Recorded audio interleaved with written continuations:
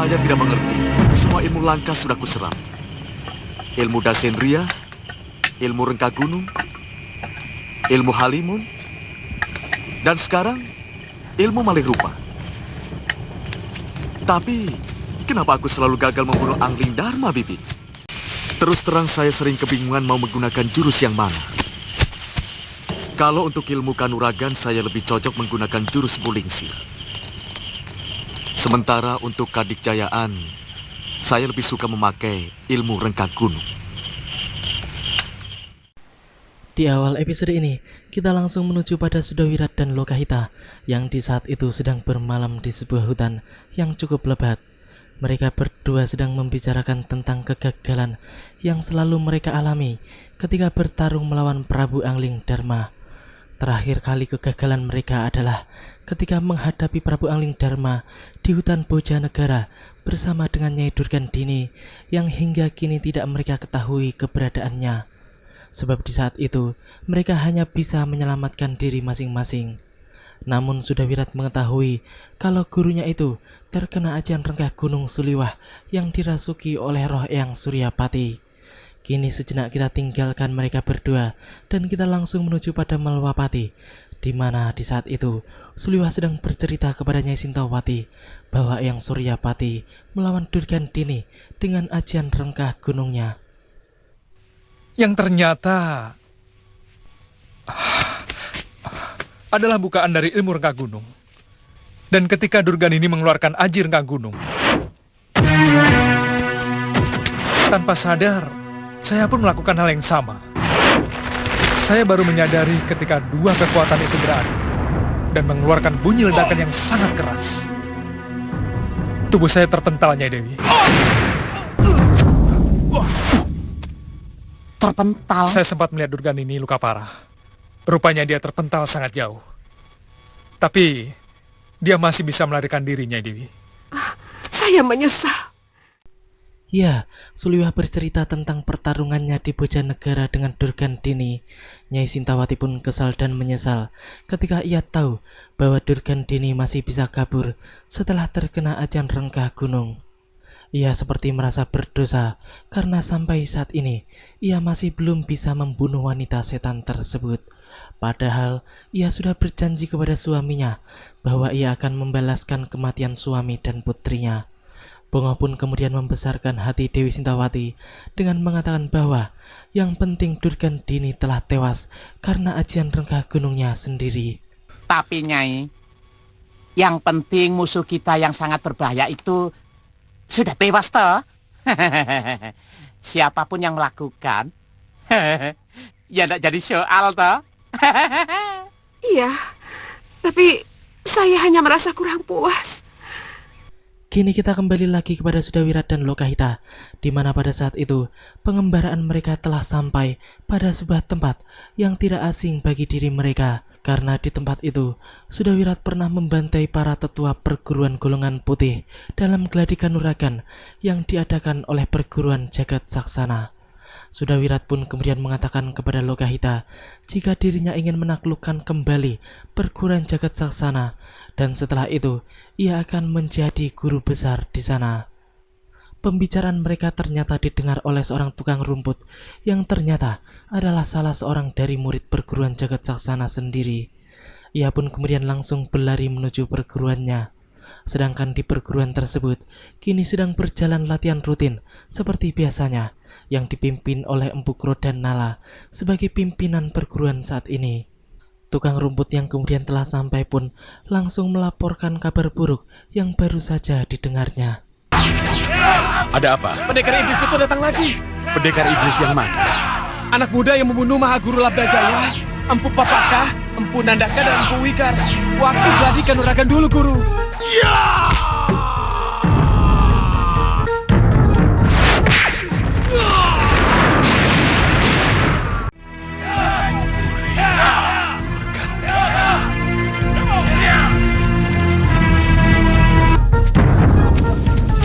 Anak-anak, kalau terjadi sesuatu dengan diriku, lebih baik kalian menyingkir dari sini.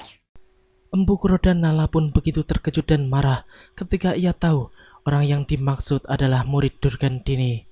Ia pun kemudian memberitahukan kepada murid-muridnya untuk menyingkir dari tempat itu jika tidak ingin menjadi budak Sudawirat. Karena ia tahu bahwa mungkin ia akan tewas di tempat itu karena ia tidak akan mampu mengalahkan ajian rengkah gunung. Empu Krodhanala pun kemudian berpesan kepada salah seorang muridnya untuk memberitahukan semua yang terjadi di perguruan tersebut kepada Wiku Upadita yang tinggal di kaki Gunung Jembar. Akan tetapi, belum sempat mereka semua menyingkir, tiba-tiba Sudawirat pun telah hadir di tempat itu secara mendadak. Kalian masih ingat siapa aku?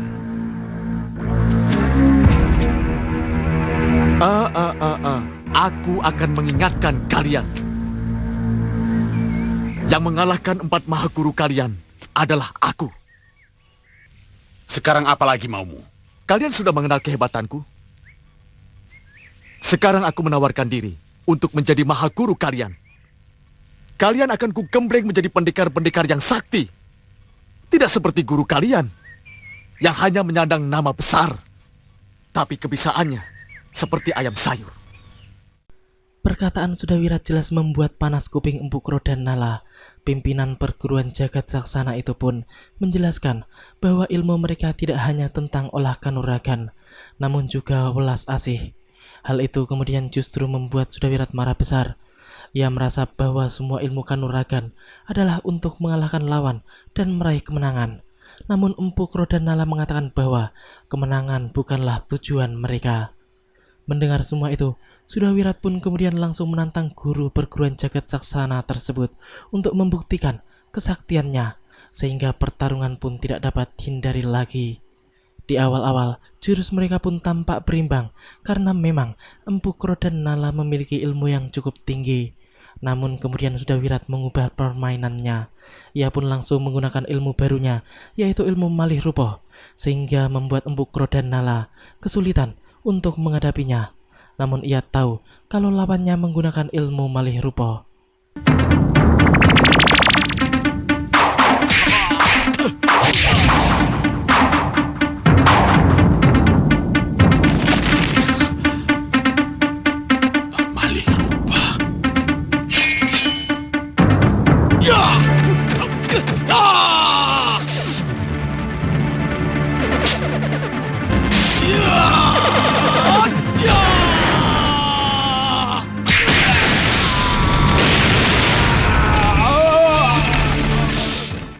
Ya, walaupun Empu Krodhanala telah melindungi tubuhnya dengan seluruh tenaga dalam yang dimilikinya, namun apa daya, pukulan rengkah gunung Sudawirat memang sangat luar biasa, hingga akhirnya membuat pimpinan terakhir perguruan jagat saksana itu kembali harus tewas di tangan pemuda kejam tersebut.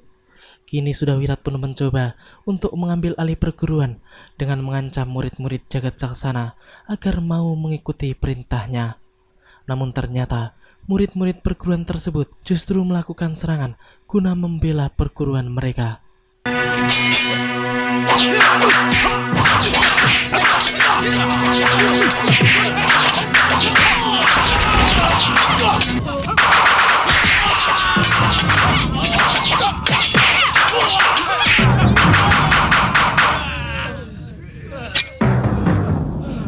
Jangan percaya dengan omongan guru kalian.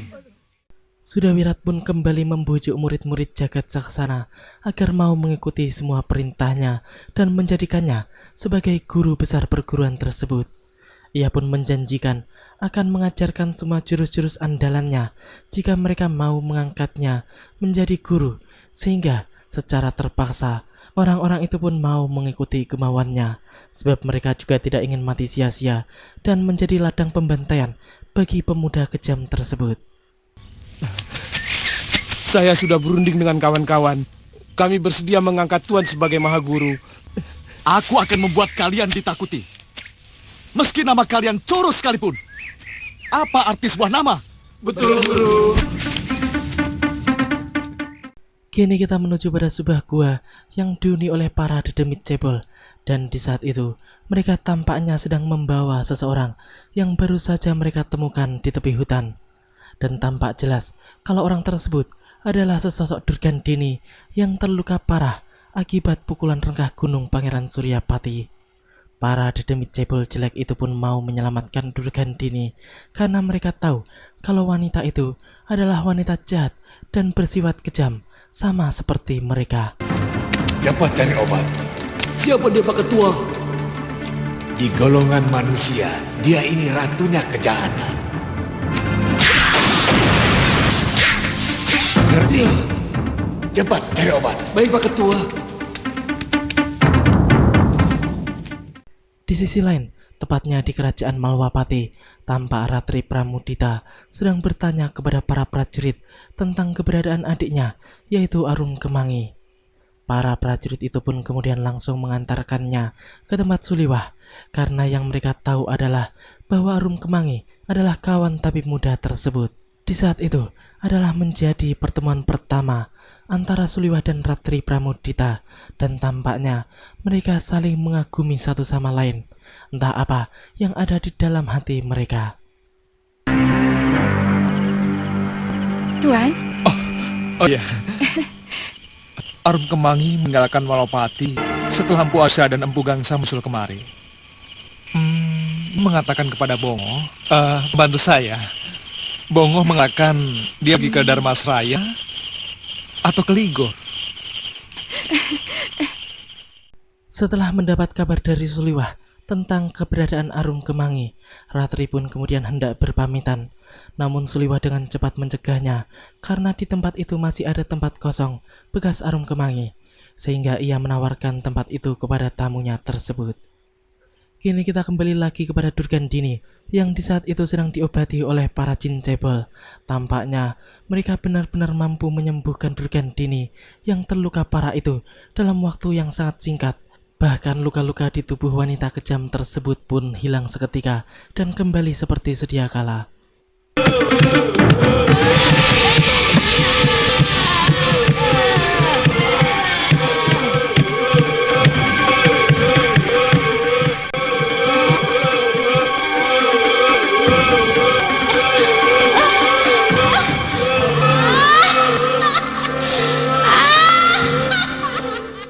Kini kita langsung menuju lereng Gunung Jembar, di mana pada saat itu seorang utusan dari perguruan Jagat Saksana telah sampai dan melaporkan kepada Wiku Upadita tentang kejadian yang menimpa perguruannya dan juga tentang kematian Empu Krodhanala.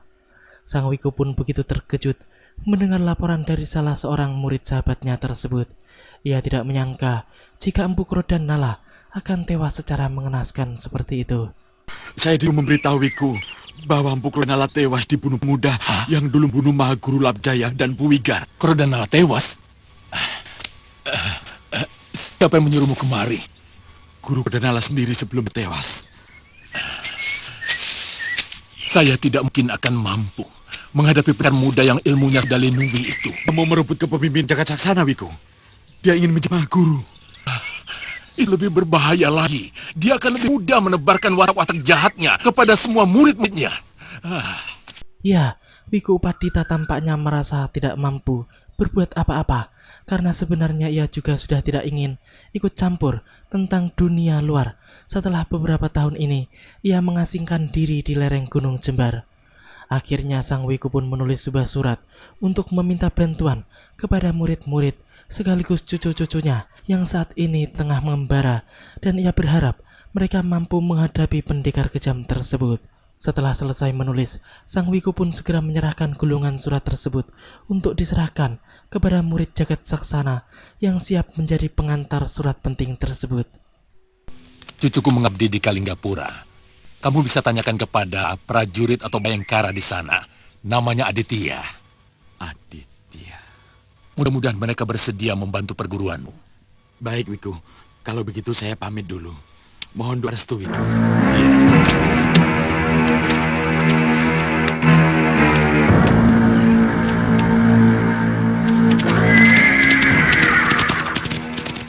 Sementara itu di perbatasan Malwapati, tampak Suliwah, Ratri Pramudita serta Bongo yang sedang berkuda dan hendak menuju perguruan Kepingis Putih.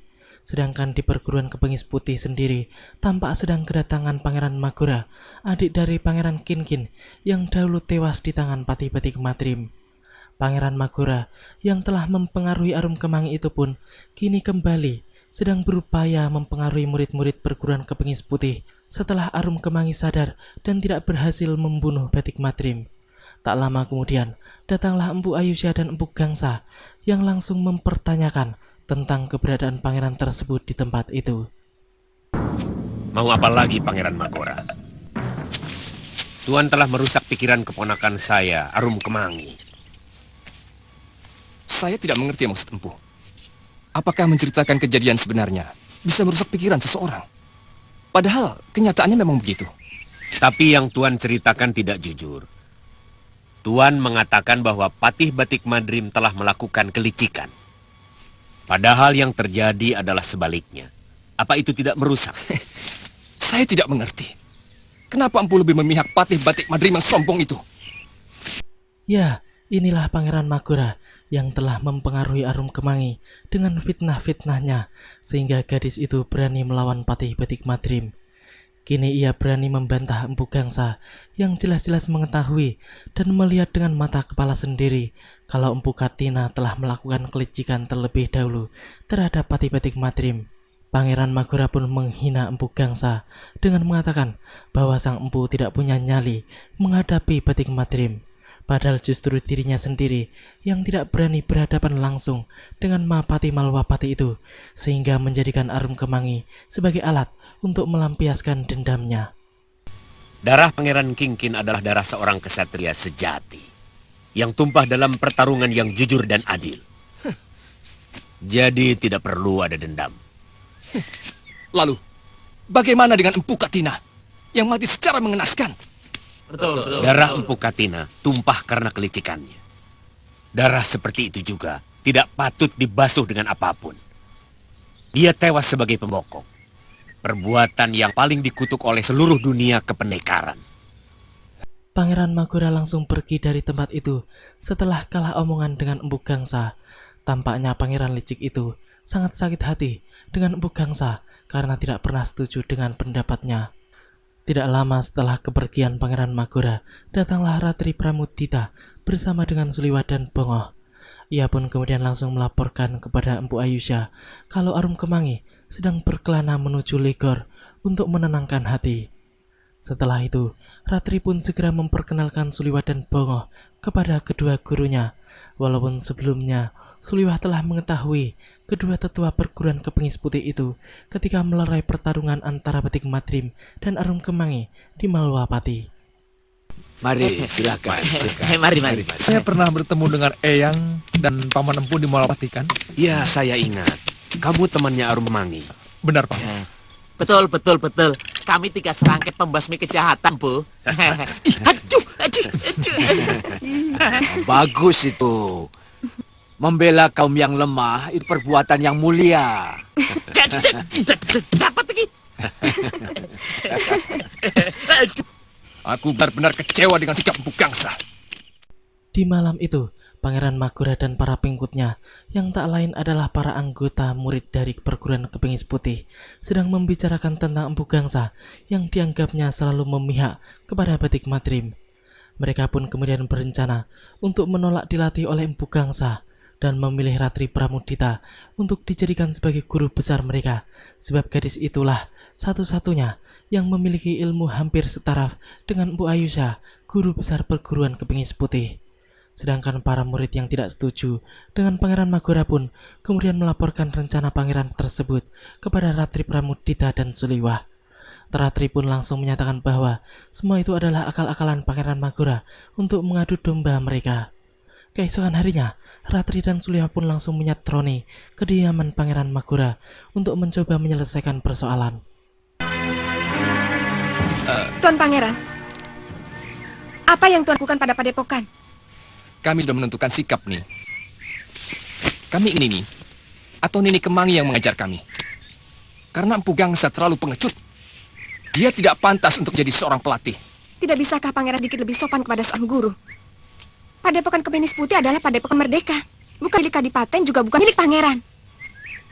Siapapun harus patuh pada peraturan kalau jadi murid di sana. Pangeran Magora pun kemudian menjelaskan kalau ia selalu tidak setuju dengan Empu Gangsa yang tidak pernah mendukungnya untuk mengadakan pembalasan terhadap Patih Batik Madrim. Namun Ratri tetap saja mementahkan semua omongan Magora, dan pangeran sombong itu tidak menyadari bahwa di tempat itu ada orang Malwapati yang sedari tadi memperhatikan seluruh omongan dan tindak tanduknya. Ratri pun kemudian memarahi murid-murid perguruan Kepengis Putih yang mau menjadi pengikut Pangeran Magora. Itu tandanya mereka telah berkhianat terhadap perguruan yang telah berjasa besar kepada mereka. Gadis itu pun selanjutnya meminta murid-murid tersebut untuk kembali ke perguruan kalau tidak ingin menjadi musuh yang akan dibinasakan olehnya. Dan pelajaran pertama adalah tentang arti sebuah kesetiaan.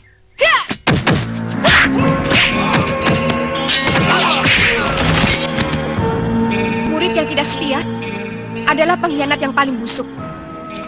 Dan pengkhianat sangat tidak pantas diberi kesempatan untuk hidup.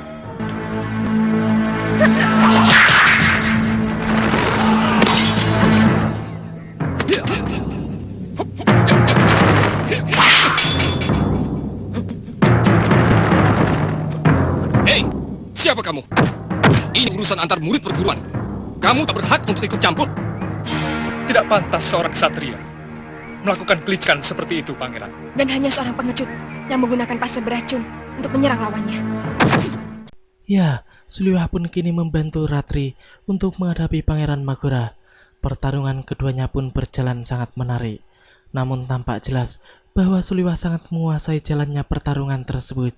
Bahkan ia bisa menirukan gerakan-gerakan ilmu silat Pangeran Magora dengan jauh lebih sempurna, sehingga tak lama kemudian Pangeran licik itu pun dapat dengan mudah dikalahkannya.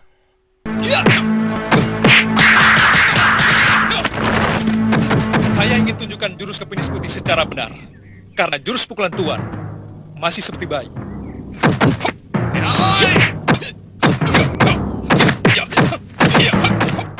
Pertarungan pun berlanjut, dan kini Suliwah benar-benar menggunakan jurus-jurus Kepengis Putih dengan lihai.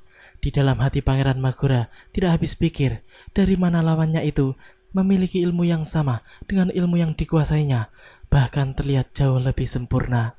Kini ia hanya bisa bertahan dari serangan-serangan balik Suliwah yang begitu meyakinkan, hingga ia pun harus takluk di tangan pendekar andalan Malwapati tersebut dengan menanggung malu di hadapan seluruh murid Kepengis Putih yang ada di tempat itu.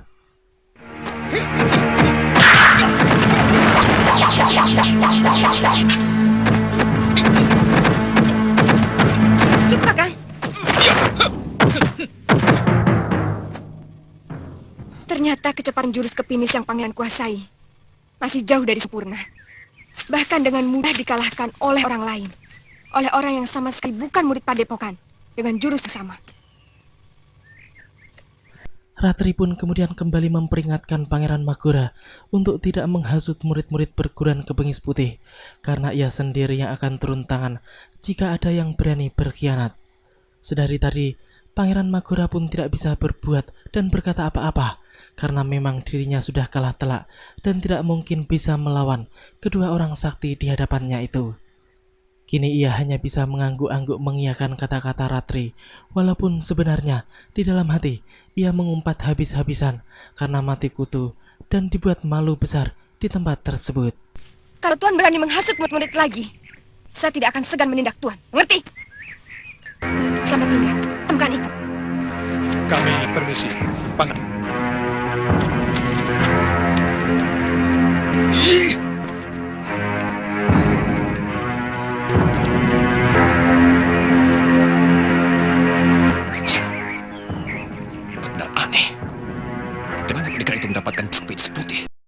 Tidak hanya Pangeran Magora, namun Ratri ternyata juga penasaran dengan Suliwah yang mampu memperagakan jurus-jurus Kepengis Putih dengan sempurna.